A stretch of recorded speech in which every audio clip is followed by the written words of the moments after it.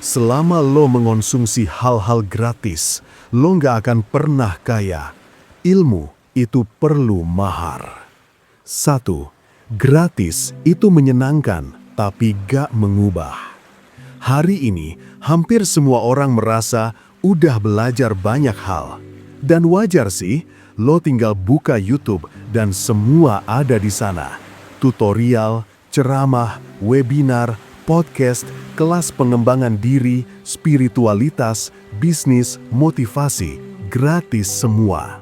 Scroll sedikit, download sana-sini, bookmark sana-sini, tiba-tiba lo udah punya ribuan e-book, video, dan file edukasi yang katanya bisa bikin lo sukses. Tapi jujur aja, berapa persen dari itu semua yang benar-benar lo selesaikan? Dan dari yang selesai, berapa banyak yang lo terapin ke hidup lo sehari-hari?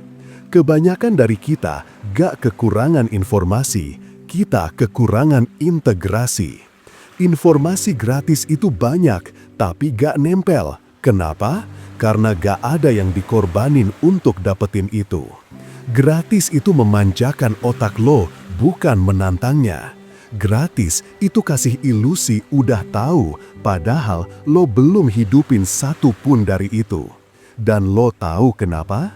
Karena otak manusia secara biologis dan psikologis baru akan benar-benar menyerap kalau dia tahu ada yang dipertaruhkan. Lo kasih uang, waktu, tenaga, maka otak lo bilang, ini penting, seriusin. Dalam spiritualitas, prinsip ini disebut dengan mahar. Lo mau ilmu, lo kasih sesuatu. Lo mau kedalaman, lo tumbalkan kenyamanan. Dalam Islam misalnya, untuk tiap bentuk ibadah selalu ada harga yang dibayar, waktu, tenaga, bahkan harta. Dalam Buddhisme, lo belajar dari guru dengan disiplin dan respek, bukan cuma nyimak sambil rebahan. Dalam psikologi modern pun, teori perubahan perilaku selalu menyebutkan manusia berubah bukan karena tahu, tapi karena merasa terlibat dan bertanggung jawab. Jadi, kalau hari ini hidup lo nggak banyak berubah walaupun udah banyak belajar, bisa jadi karena lo belum bayar cukup. Lo belum ada skin in the game, belum ngerasa rugi kalau ninggalin. Dan dari situ kita masuk ke poin kedua. 2. Ilmu itu mahal bukan karena materinya, tapi karena energinya. Coba lo bayangin dua orang.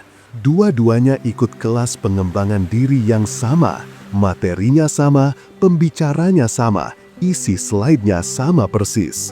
Tapi yang satu ikut dari grup gratisan, yang satu bayar 3 juta. Yang gratisan nonton sambil main HP, kadang ditinggal buat ngopi, kadang malah skip tengah jalan. Yang bayar duduk serius, nyatet, nanya, praktekin. Kenapa? Karena bayar itu bikin lo hadir. Bayar itu bikin lo ngerasa rugi kalau gak nyimak.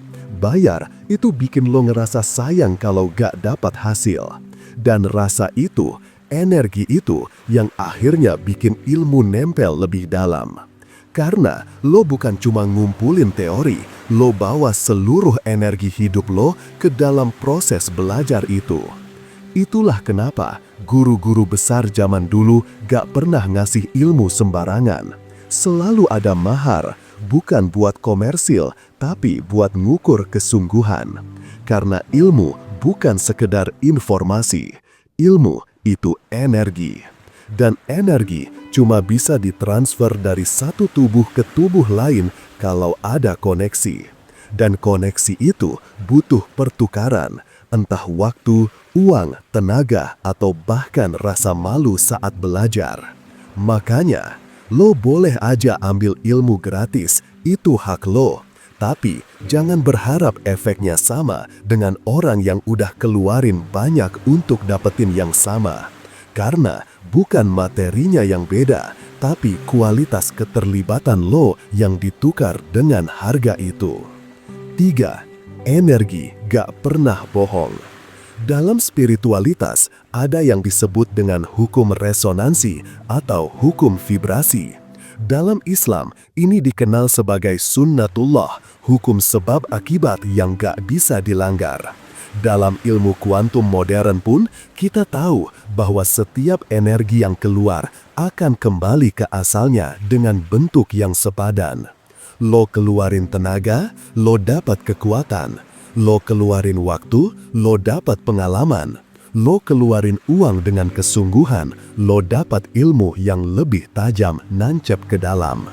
Tapi, kalau lo nggak keluarin apa-apa, jangan kaget kalau lo nggak dapat apa-apa.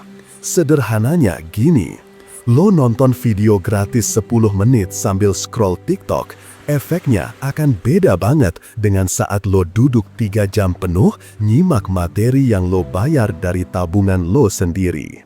Yang satu datang dengan ya udahlah coba-coba aja. Yang satu datang dengan tekad, gue harus dapat sesuatu dari sini. Energi masuk sama dengan energi keluar.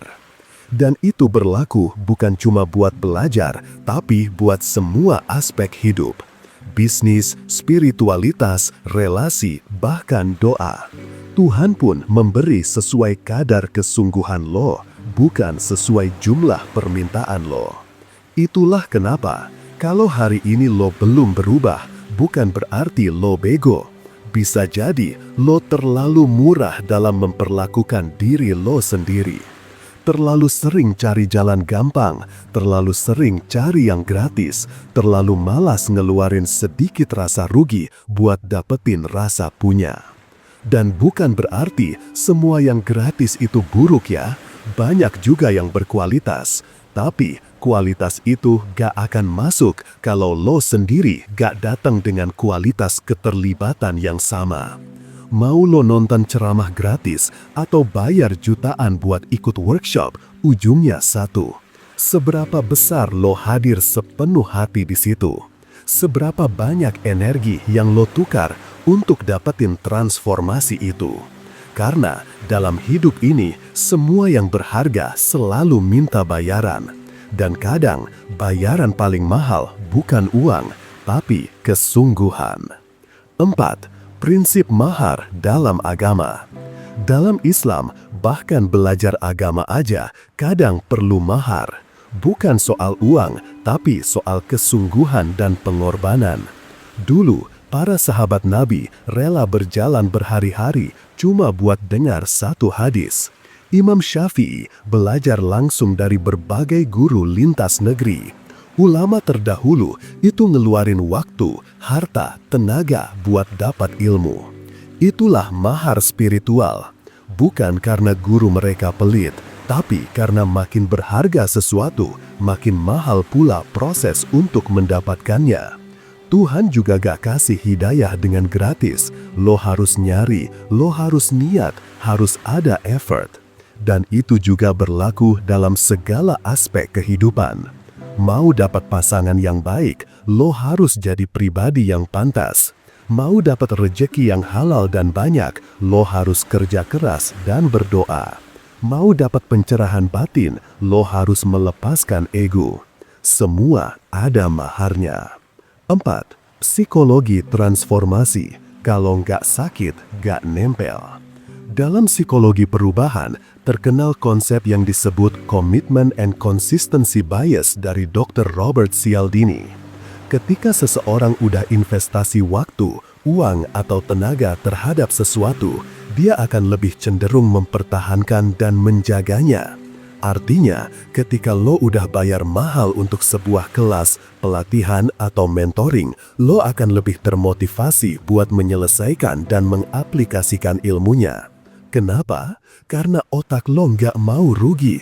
Lo butuh nyebuktiin ke diri sendiri bahwa itu layak. Dan itulah yang bikin perubahan benar-benar terjadi. Sebaliknya, kalau semua gratisan, lo nggak ngerasa kehilangan apa-apa saat ninggalin.